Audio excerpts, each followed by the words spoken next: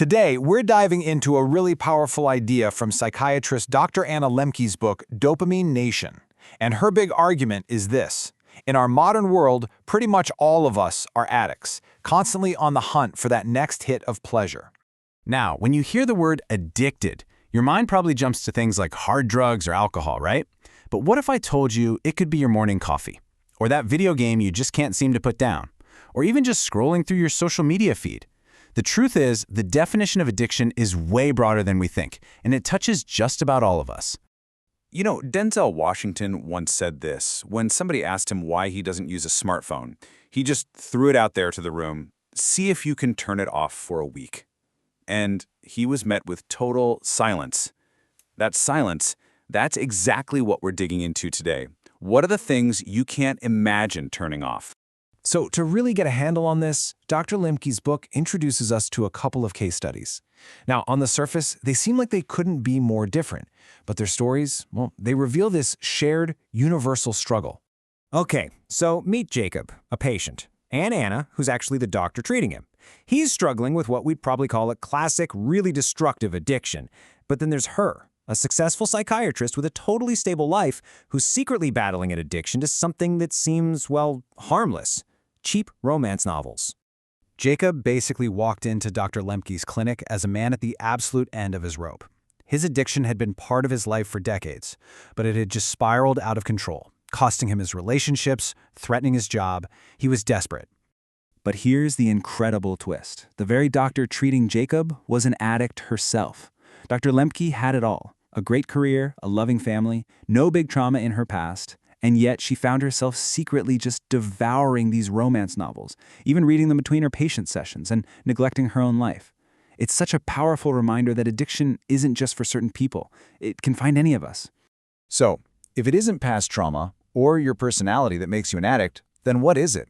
What is the single biggest thing that can turn a simple habit into a full-blown addiction? Well, the answer is kind of hiding in Jacob's story. You see, for years, Jacob actually had his addiction under control. He got married, and it just faded away. He even moved to a city that was full of temptation and managed to resist for a whole decade. But then, 1995 happened. The internet arrived, and it brought his drug of choice from the outside world directly into his home, available 24/7. And this is the absolute crucial point. The single greatest predictor for addiction isn't your willpower or your background. Nope, it's how incredibly easy it is to get what you crave. The moment all the friction is removed, our self-control becomes almost impossible to maintain. I mean, just think about it in our own lives. We used to have to work for our rewards. Now, a delicious meal, an entire universe of movies, a hit of nicotine. It's all just a click or a puff away.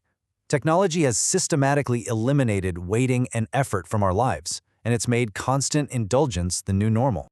And this isn't just about a few bad habits here and there. This ease of access has completely reshaped our entire environment, turning all of us into citizens of what Dr. Lemke calls Dopamine Nation. So why does that matter? Because we are literally swimming in an ocean of things designed to be irresistible. Our world is engineered to trigger dopamine, that's the brain's pleasure chemical, over and over and over again. And this isn't some abstract theory, right? It's the junk food delivered right to your door. It's the endless scroll on social media. It's the next episode that autoplays without you even thinking. The constant stream of breaking news. Every single one of these is a carefully crafted dopamine dispenser, available on demand anytime you want it. Okay, so what is actually happening in our brains when we live like this? There's a really simple but powerful biological loop that explains exactly why this constant access is so dangerous. It basically works like this. First, you chase some kind of reward, and your brain releases a spike of dopamine. That's the pleasure hit. But your brain is obsessed with balance. So to counteract that spike, it actually pushes your dopamine levels below your normal baseline, which creates a deficit. That's the crash. And now, the original reward isn't good enough anymore. You need an even bigger stimulus just to get back to feeling normal. And as Dr. Lemke says, our modern world is just perfectly designed to exploit this cycle. We've gone from a world of scarcity, where rewards were rare and felt really valuable, to a world of just overwhelming abundance, where these high dopamine hits are absolutely everywhere. And this brings us to the real cost of it all. After being hit with a fire hose of intense artificial stimulation, the simple, quiet pleasures of life, reading a physical book, having a real conversation, enjoying a healthy meal, they just start to feel dull. They simply can't compete. Now, the book doesn't offer some magic cure. Instead, it argues that the path to getting back our balance starts with one simple but incredibly difficult first step. This isn't about changing everything overnight. It's really just about acknowledging the truth of the situation we're all in. So this first step has three parts. 1. We have to admit that we are all, in some way, addicts. 2. We have to recognize that the real root addiction isn't to a specific thing, but to the chase for pleasure itself. And 3. We have to accept the paradox that this relentless hunt for pleasure is actually making us more miserable.